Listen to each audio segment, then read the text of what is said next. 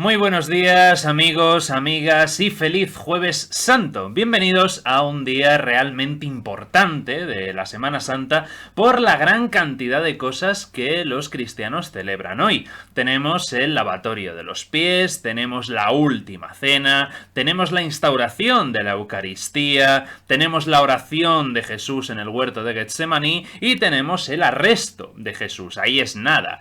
Son todos ellos temas muy interesantes y que tienen mucha miga, tanto histórica como simbólicamente, pero curiosamente, tanto el año pasado como este año, me habéis preguntado por el lavatorio de los pies, que me hace gracia, me gusta que os llame la atención, así que siempre intento y siempre que puedo lo hago, es sacar adelante vídeos sobre vuestras peticiones. De hecho, tengo varios vídeos en la recámara preparados sobre ellas, os lo prometo, pero hoy tenía que hablar de esto sí o sí. Así que nada, quitaos los zapatos y los calcetines, arremangaos el pantalón y preparad el agua calentita porque empezamos en Centro Ultrella.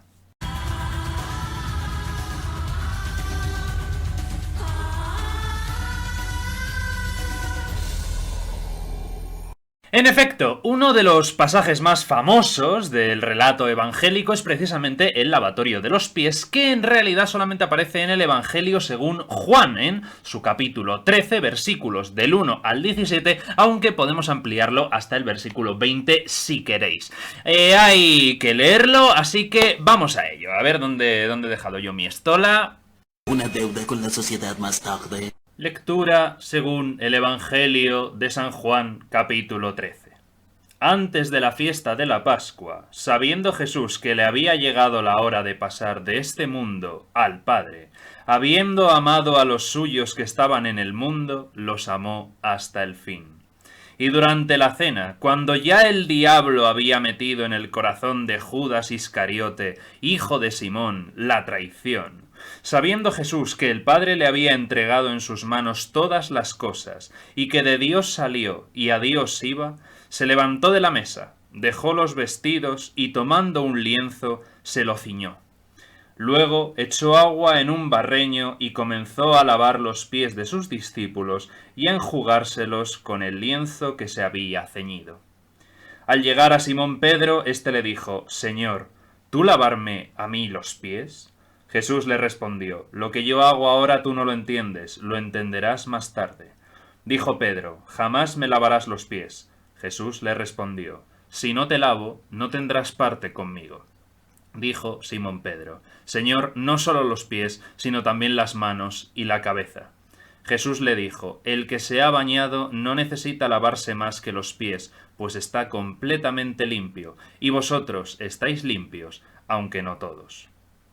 Bien conocía Jesús a su traidor, por eso dijo: No todos estáis limpios. Después de lavarles los pies, tomó sus vestidos, se puso de nuevo a la mesa y les dijo: ¿Entendéis lo que os he hecho? Vosotros me llamáis el Maestro y el Señor, y decís bien, porque lo soy. Pues si yo, el Señor y el Maestro, os lavé los pies, también vosotros os los debéis lavar unos a otros. Yo os he dado ejemplo, para que hagáis vosotros como yo hice. En verdad os digo, que el siervo no es más que su señor, ni el enviado más que quien lo envió. Felices vosotros si practicáis ya estas cosas que sabéis. Claro, hay varios puntos interesantes que comentar. Primero, el lavatorio de pies está situado durante la cena, aunque la tradición pictórica lo ha representado siempre como el momento anterior a la cena. Cuando Jesús termina de lavar los pies a los apóstoles, diálogo con Pedro incluido, explica el porqué de su acto. Porque, dice Jesús, es Maestro y Señor. Cuando se redacta este evangelio, en torno a los años 90 aproximadamente, la cristología está ya bastante desarrollada, desde luego más desarrollada que cuando se componen los sinópticos, y desde el principio el autor de Juan presenta a Jesús como el Logos, ¿no? Como la palabra de Dios hecha carne, que existe desde siempre y para siempre, algo que encontramos en la tradición sapiencial judía y en los Targum.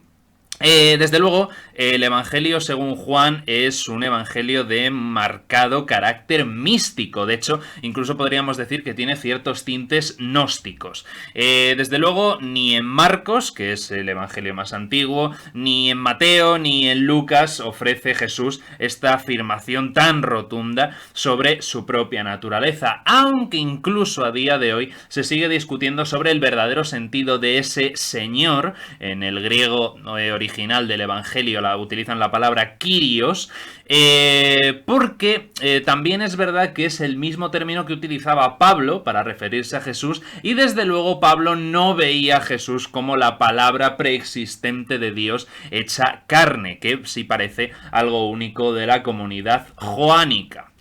Pero claro, el propósito del autor de Juan en este pasaje es presentar a Jesús como maestro y como señor sirviendo a los hombres, y esa es la interpretación tradicional, es un ejemplo de humildad y servicio a los demás, de amor y de comprensión mutua. Pero claro, esto se entiende muy bien en un contexto en el que Jesús ya está plenamente asociado con Dios. ¿Qué pasa si le consideramos un hombre, un hijo de hombre, un Ben Adam, aunque sea un rabí Galileo, el líder del grupo, y por lo tanto cuenta con un estado jerárquico superior al resto? Bueno, pues vemos que este episodio, que tiene visos de ser histórico, simplemente está cumpliendo una costumbre muy extendida en el antiguo Oriente Próximo.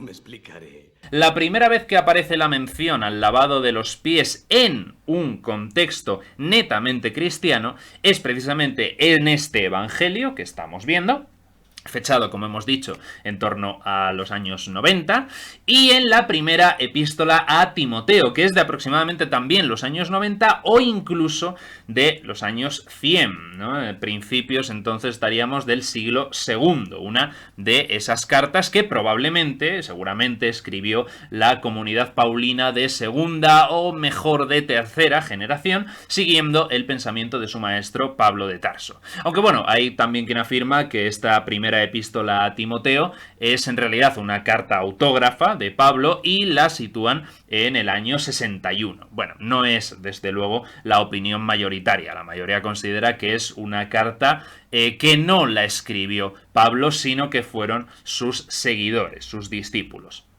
El caso, sea como sea, es que en esta carta podemos leer que en la iglesia primitiva era costumbre lavar los pies a otros cristianos como ejercicio de humildad.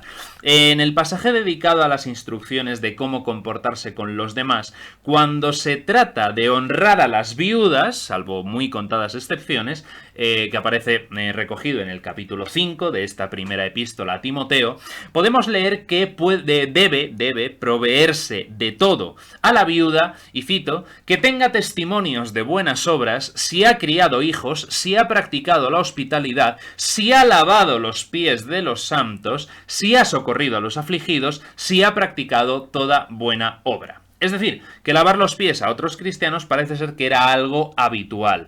Claro, sería muy interesante que estas dos obras, el Evangelio según Juan, o por lo menos este pasaje, y la primera epístola a Timoteo, se hubieran escrito más o menos al mismo tiempo, como parece que sí ocurrió, porque implicaría que no tendrían por qué conocerse la una a la otra, o sea, la tradición joánica con la tradición de la escuela paulina, y sin embargo, los dos presentan algo que ya existe en la tradición cristiana de esos primeros tiempos. Como digo, este episodio tiene visos de ser histórico, ¿no? Así que probablemente sí, Jesús lo hiciera, pero, insisto, utilizando simplemente una tradición que estaba muy extendida en Oriente Próximo, ¿no? La pregunta clave ¿es una práctica esta del lavatorio de los pies que instaura la iglesia primitiva? Pues, como es de esperar, no, en absoluto. Siglos antes de la aparición del cristianismo, el lavatorio de los pies era una práctica habitual con la que se daba la bienvenida y se mostraba hospitalidad al viajero, al extranjero. En los países de Oriente Próximo, Esta acción se acostumbraba a realizar antes de una comida, por eso choca un poco que el Evangelio de Juan diga que es en la misma comida, mientras están comiendo.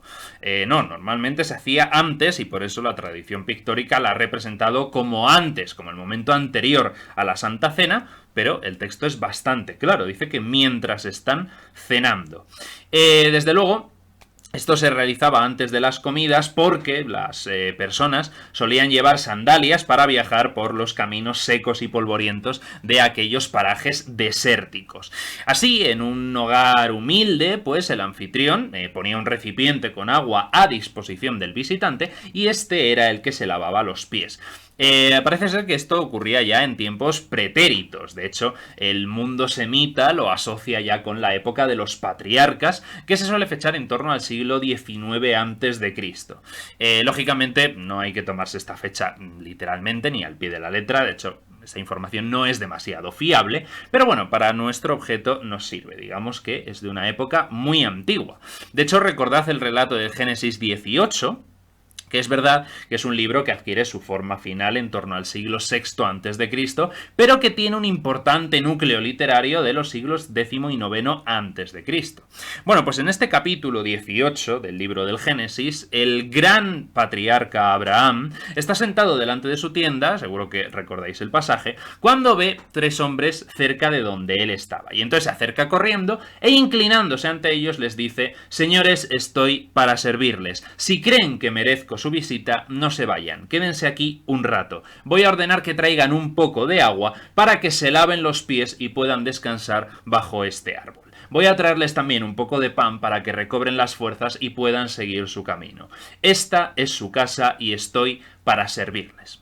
Esto es lo que les dice Abraham a esos visitantes, que ya sabemos que esos hombres, que esos viajeros, en realidad eran ángeles que le anunciaron el nacimiento de Isaac. Es posible que la práctica de lavarse los pies también se encontrara presente en el periodo predinástico de Israel, tal y como se recoge en el libro de Jueces 19-21, en el episodio del levita y su concubina, cuando dice que un hombre anciano de la tribu de Benjamín y habitante de Gabá los trajo a su casa y dio de comer a sus asnos y se lavaron los pies y comieron y bebieron, ¿no? Por lo tanto, aquí tenemos otro ejemplo. En cambio, si el anfitrión era una persona acomodada, utilizaba a sus esclavos para que les lavasen los pies a sus visitantes, porque era considerada efectivamente una tarea servil.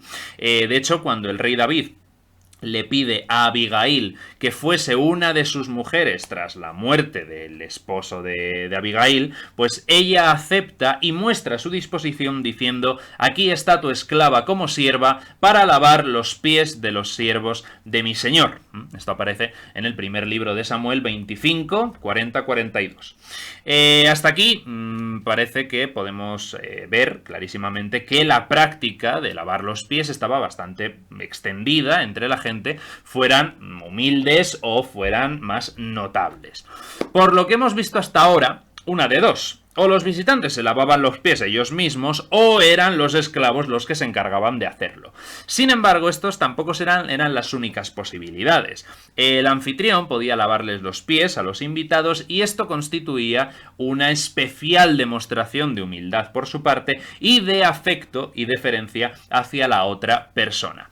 Pero no solamente se lavaban los pies a un invitado como muestra de hospitalidad, sino que también era costumbre que cada persona se lavara los pies antes de acostarse, como por ejemplo aparece recogido en el Cantar de los Cantares 5.3, cuando el amado llama a su amada de noche y ella dice: «Me he desnudado de mi ropa, ¿cómo me he de vestir? He lavado mis pies, ¿cómo me los he de ensuciar?».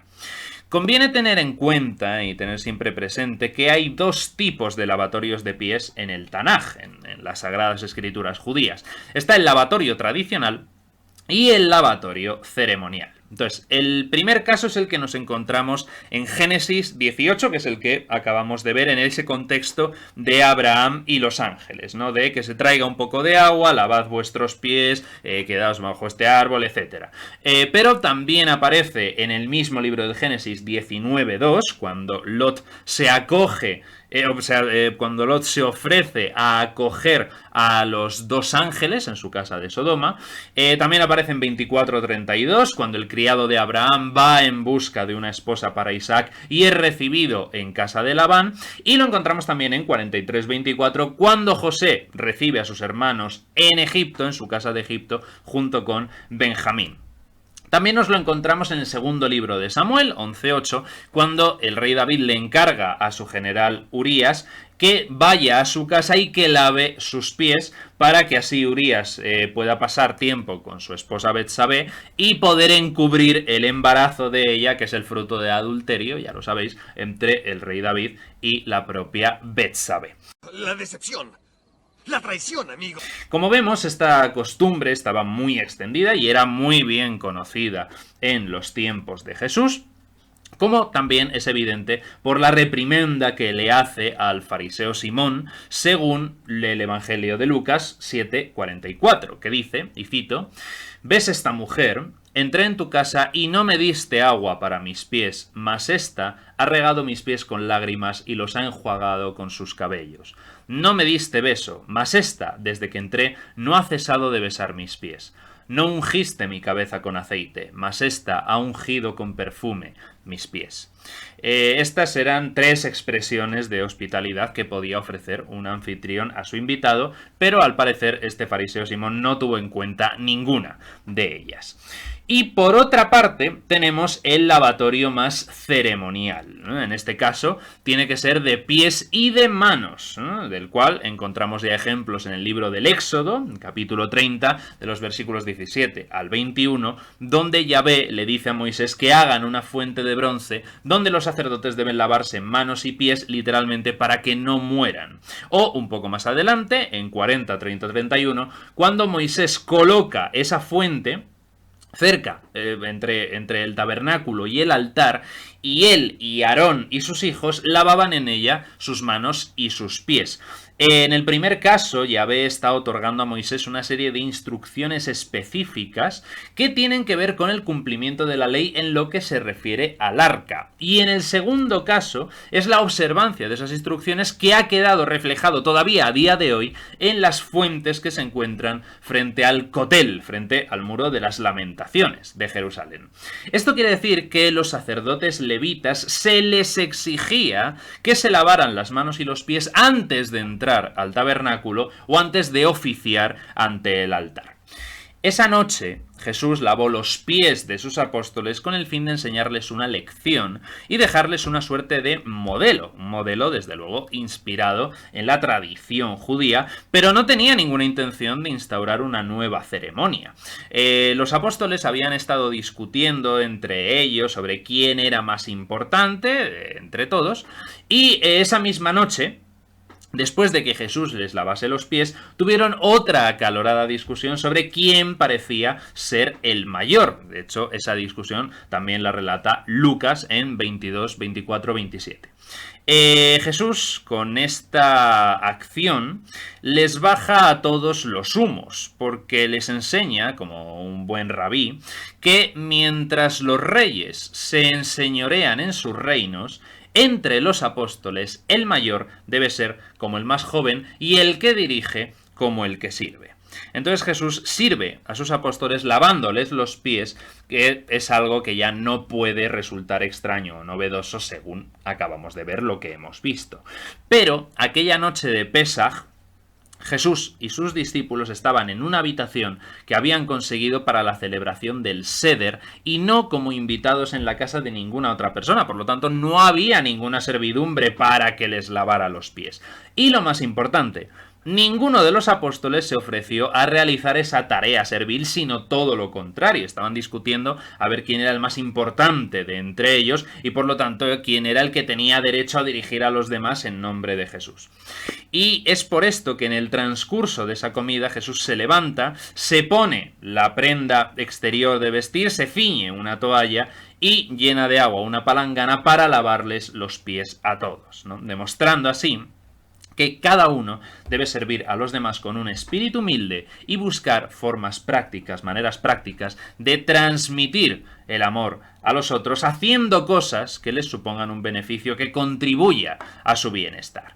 Y, como hemos visto en la primera epístola a Timoteo, los anfitriones cristianos de los primeros tiempos así lo hacían y así se exigía en las comunidades.